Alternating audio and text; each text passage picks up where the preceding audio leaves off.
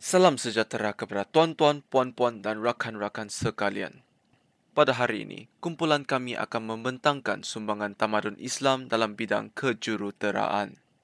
Tanpa membazir masa, marilah kita bermula dengan definisi kejuruteraan. Kejuruteraan ialah salah satu kategori dalam bidang sains yang merupakan sesuatu proses yang merekakan hasil keluaran melalui aplikasi sains. Perkataan teknologi pula secara umumnya dikenali sebagai penggunaan sains yang berasal daripada bahasa Yunani, iaitu tekne dan logos. Tekne bermaksud kemahiran teknik atau hasil kerja, manakala logos membawa maksud doktrin, teori ataupun ilmu. Assalamualaikum dan salam sejahtera. Saya Haziq akan menerangkan sumbangan tamadun Islam dalam bidang kejuruteraan dari aspek pembinaan. Kejuruteraan awam dan struktur merupakan salah satu perkembangan bagi teknologi pembinaan Islam. Perkembangan ini berkait rapat dengan bantuan arkitek yang berjaya menonjolkan teknologi seni bina Islam yang cemerlang pada zaman tersebut. Terdapat banyak binaan Islam yang masyhur di serata dunia. Antaranya ialah Masjidil Aqsa yang terletak di kota lama Baitul Muqaddis. Masjid ini pada mulanya ialah sebuah masjid kayu yang dibina oleh Saidina Umar Al-Khattab pada 638 Masihi. Namun, pembinaan masjid ini disiapkan pada 705 Masihi oleh Al-Walid ibni Abdul Malik. Yang kedua ialah Jambatan Shahrestan di Isfahan, Iran. Jambatan ini merupakan jambatan tertua dan terletak di Sungai Zayadeh. Jambatan ini telah siap dibina pada abad ke-7 Masihi sewaktu Empayar Sasan. Namun, masjid ini telah diubah suai dua kali, iaitu pada abad ke-10 dan ke-11 Masihi. Seterusnya ialah Masjid Umayyah yang terletak di Damsyik, Syria. Masjid ini juga dikenali sebagai Masjid Agung Damsyik. Masjid ini telah siap dibina pada tahun 715 Masihi dan merupakan salah satu masjid terbesar dan tertua di dunia. Di dalam masjid ini juga terdapatnya makam kepala Nabi Yahya alaihissalam. salam. Selain itu, dalam teknologi perkapalan, juruteraan Islam telah membina kapal laut yang dapat mengharungi lautan besar. Kapal ini diperlukan oleh pedagang, nelayan dan juga tentera laut. Bidang perkapalan juga meningkatkan tahap ekonomi perdagangan dan memperkembangkan penjelajahan. Selain itu, bidang perkapalan juga memperkembangkan teknologi sains dan mengenalkan pelayaran sebagai saluran komunikasi. Antara tokoh pelayaran Islam termasuklah Al-Khwarizmi, Al-Battani, Ibnu Battuta dan Ibnu Majid. Tambahan pula, pada zaman Sayyidina Umar Al-Khattab, orang Islam mula menggunakan kapal untuk memengaruhi musuh luar sehingga di mana industri pembuatan kapal wujud di Syria dan Mesir. Kayu untuk industri tersebut dibekalkan dari Lebanon dan diperluas ke Tunisia dan Andalusia.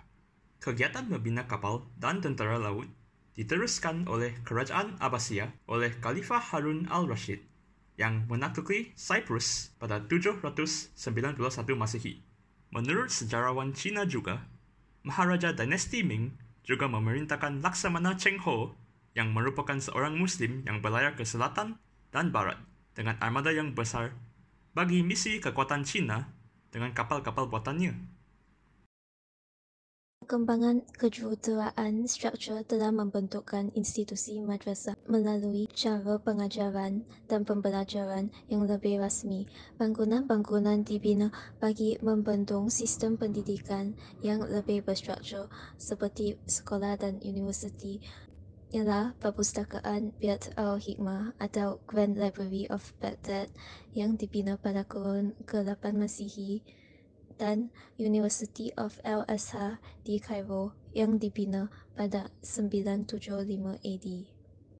Sumbangan orang Islam juga dapat dilihat dalam kejuruteraan hidrologi. Buktinya, Khalifah Umar Abdul Aziz telah menyambungkan Sungai Nil dengan Laut Merah yang panjangnya melebihi 100 km. Beliau juga berjaya mengerahkan pembinaan terusan sepanjang 10 km untuk mengalirkan air Sungai Furat ke Basrah sebagai sumber air bagi menghadapi kemarau yang panjang.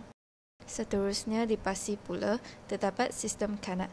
Sistem ini merupakan teknologi air bawah tanah dan telah dibina di sekeliling bandar Isfahan dengan mengalirkan air dari Sungai Zayan Tirut. Sekarang, kita akan melihat sumbangan kejuruteraan dari segi mekanikal. Antara sarjana Islam yang terkemuka ialah Ismail Al-Jazari.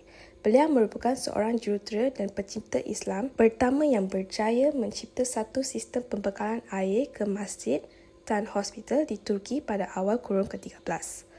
Al-Jazari berjaya mencipta satu sistem mekanikal yang bergerak dengan begitu halus dan berukuran tepat.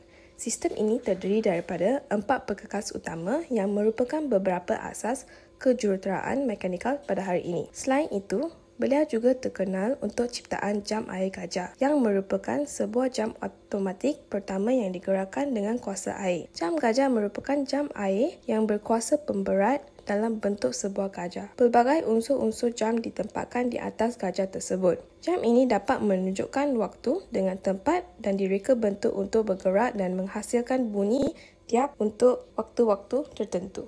Seterusnya, majlis-majlis di bidang pada zaman ini di Malaysia yang mempunyai unsur-unsur Islam ialah Majlis Sultan Zainal Abidin, Majlis Putrajaya dan Majlis Sultan Salahuddin Abdul Aziz Shah Alam Selangor. Tambahan pula, menara berkembar Petronas direka dengan motif kesenian Islam untuk mencerminkan agama Islam di Malaysia. Akhirul kalam, saya akan membentangkan konklusi untuk kumpulan kita. Infografik ini merupakan kesimpulan secara ringkas kejayaan umat Islam terdahulu dalam bidang teknologi dan kejuruteraan.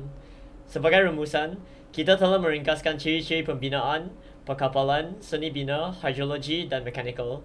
Pencapaian bidang kejuruteraan telah menjadi asas kepada negara kita pada masyarakat kini.